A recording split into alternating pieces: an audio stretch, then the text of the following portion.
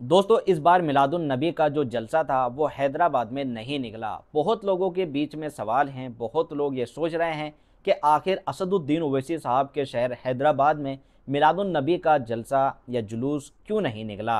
तो आप लोगों का जो सवाल है और इसका जवाब आपको असदुद्दीन ओवैसी साहब ही खुद देंगे।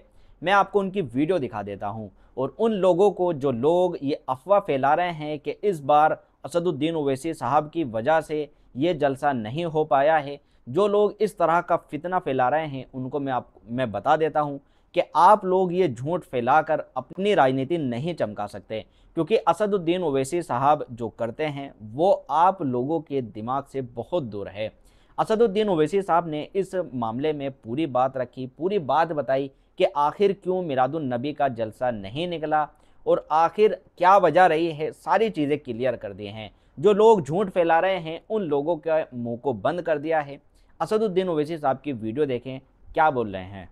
मिलादुन नबी है तो उसको लेकर डेट बढ़ाई गई है, आपका भी जो पब्लिक मीटिंग होती है उसको भी बढ़ाई गई है। ठीक है, अब ये आइंदा साल से नहीं होगा, क्योंकि जब काफ़ी 10-11 दिन का उसमें फासला आएगा, क्योंकि हैदराबाद के अमन के लिए, तेलंगाना के अमन के लिए मैं शुक्रगुजार हूँ हैदराबाद और तेलंगाना के तमाम मुस्लिम कम्युनिटी के उलमाओं का, ऑर्गेनाइजेशंस का, कि उन्होंने सब मिलकर ये फ़ैसला लिया और मीलाद जुलूस पूरे तेलंगाना में 14 सितंबर के दिन, इतवार के दिन निकाला जाएगा कामयाबी के साथ। और हमारा मानना यह है कि रसूलुल्लाह सल्लल्लाहु अलैहि वसल्लम का मीलाद जो है वो तो दुनिया में होता आया है और सुबह क़यामत तक होता रहेगा इंशाअल्लाह ताला। तो ये एक अमन की खातिर और अमन को मजबूत करने के लिए एक फ़ैसला लिया गया है। पिछले साल भी लिया गया था और इस साल भी लिया गया है, और आइंदा साल से हमको ये मालूम हुआ है कि 10-11 दिन का फासला रहेगा। तो हम यही चाहते हैं कि बस अमन रहे और हर कोई अपने अपने त्यौहार को, और ख़ास तौर से ईद मिलादुन नबी को, जश्न रहमतुल्लाह अलैहि सल्लल्लाहु अलैहि वसल्लम को अपने पूरे खुशू और खुजू के साथ और पूरी रूहानियत के साथ उसको हम मनाएंगे और मनाते जाएंगे। सर, जैसे डिप्लोमेटिक नहीं, हमको एक बात बताइए, जम्मू में क्यों नहीं मना, कश्मीर में क्यों नहीं मनाते आप लोग?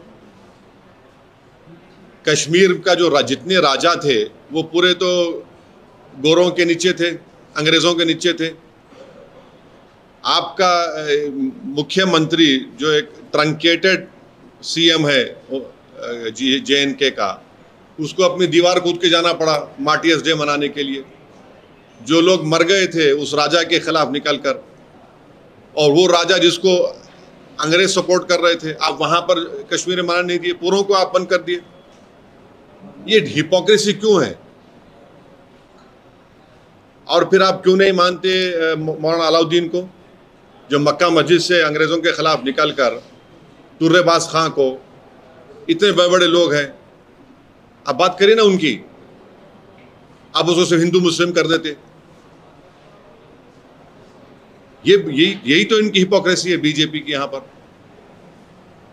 भारत की डिप्लोमेटिक स्ट्रैटेजी को आप कैसे देख रहे हैं? क्योंकि टैरिफ्स की जहां बात आती है तो यहाँ पर हम देख रहे हैं कि रूस, चाइना और भारत एक साथ दिख रहे हैं, जबकि एक बात नहीं, देखिए एक बात हमको बताइए, ठीक है हम ऑयल खरीद रहे रशिया से, कम क्यों नहीं हो रहा भाई कीमत उसकी? वो क्यों नहीं हो रहा कम? वो तो बताओ। ठीक है, हमारा सॉवरेन डिसीजन है, हम खरीदे, कोई हमको बोल नहीं सकता हम कहाँ से खरीदे ना खरीदे, मगर पब्लिक को फायदा क्यों नहीं हो रहा? फिर खाली बड़े बड़े सरमायादारों को, बड़े बड़े लोगों को फायदा हो गया, कंपनीज को फायदा हो गया।